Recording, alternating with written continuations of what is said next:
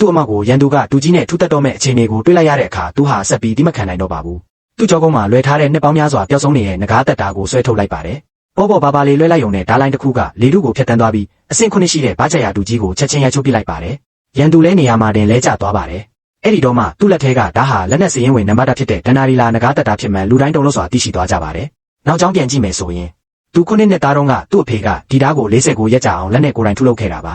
အဖေကသူ့ရဲ့သွေးတွေကိုပူဇော်ပြီးဓာတ်ရဲ့ဝိညာဉ်နဲ့ချိတ်ဆက်လိုက်ပါတယ်ဒါပေမဲ့ဓာတ်ပေါ်လာတာနဲ့လောဘကြီးတဲ့တိုင်းသမားတွေအများကြီးလာလူကြပါတယ်အဖေကမီတာ88ရဲ့ဓာတ်ကြီးကိုမပြီးပြန်တိုက်ခိုက်ပေမဲ့ဓာတ်ရဲ့စွမ်းအားကအရန်ကြီးမှလုံးလို့အဖေကိုယ်တိုင်တော့မထိန်ချုပ်နိုင်တော့ပါဘူးအန်နီရဲ့နီးကပ်လာတဲ့အခါအဖေကသူတို့ကိုတောင်းပေါ်ခေါ်ပြီးထွက်ပြေးခိုင်းပါတယ်သူအသက်ရှင်မှာမဟုတ်မှန်းသိလို့ငကားတက်တာကိုသားဖြစ်သူလက်ထဲထည့်ပေးပြီးတားကြီးလာရင်အဖေအတွက်ကလဲစားချေပေးပါလို့မှာကြားခဲ့ပါတယ်မကြခင်မှာရန်သူတွေကအဖေကိုမိပြီးဓာတ်ပေးဖို့ဖိအားပေးပါတယ်အဖေရှုံးနေတာကိုမြင်တော့အမေကမျက်ရည်တွေထိန်ပြီးသူ့ကိုလင်ငယ်လေးပေါ်တွန်းတင်လိုက်ပါတယ်ပြီးတော့ရန်သူရဲ့ခြေထောက်ကိုအားကုန်ဖက်တွယ်ထားပြီးသူ့ကိုထွက်ပြေးဖို့အချိန်ဆွဲပေးခဲ့ပါတယ်နောက်ဆုံးမှာတော့သူမိဘနှစ်ပါးစလုံးမျက်စိရှိမှတင်တေဆုံးသွားတာကိုလေပေါ်ကနေအကူအညီမဲ့စွာကြည့်နေခဲ့ရပါတယ်20နှစ်ကြာပြီးတဲ့နောက်သူကဓာတ်တိုင်းပညာကိုကျွမ်းကျင်ပိုင်နိုင်စွာတက်မြောက်ပြီးတိုင်းလောကထဲကိုပြန်ဝင်ရောက်လာပါတယ်ဆရာကအချိန်တန်ပြီလို့ပြောပြီးတောင်ပေါ်ကဆင်းရင်တရားမျှတတဲ့လမ်းစဉ်ကိုရှောက်ဖို့တတိပေးပါတယ်တောင်အောက်ရောက်ချင်းသူပထမဆုံးလုပ်တာကအဖေထုလုပ်ခဲ့ဘူးတဲ့လက်နက်တွေကိုလိုက်ဝယ်တာပါ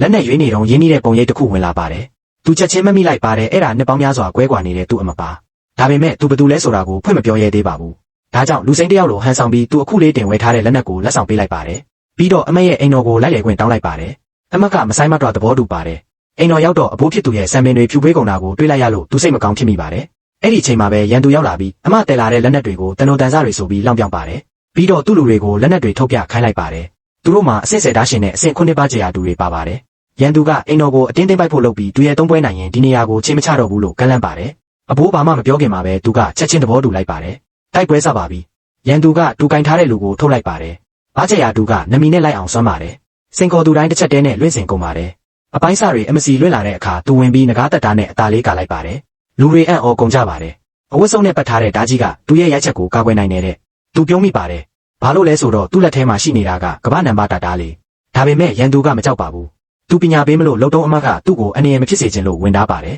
ပြီးတော့သူမရဲ့လန်ဒန်ကိုကင်ပြီးကိုယ်တိုင်ဝင်တိုက်ပါတယ်ဝမ်းနေစရာကောင်းတာကသူမလဲမြ мян ဆန်ဆန်ပဲရှုံးနေသွားပြန်ပါတယ်ဒါကိုမြင်တော့သူကဓာချက်တစ်ချက်တည်းနဲ့တီးခတ်နဲ့ခုတ်ပိုင်းလိုက်ပါတယ်အားကျရာဒူကြီးဟာနေရာမှာတင်ကွဲချေသွားပါတယ်အဲ့ဒီခိုက်တက်မှာပဲသူ့လက်ထဲကဓာဟာကမ္ဘာနံပါတ်တာဒနာရီလာလက်နဲ့ငကားတက်တာဖြစ်ကြောင်းလူတိုင်းသိရှိသွားကြပါတော့တယ်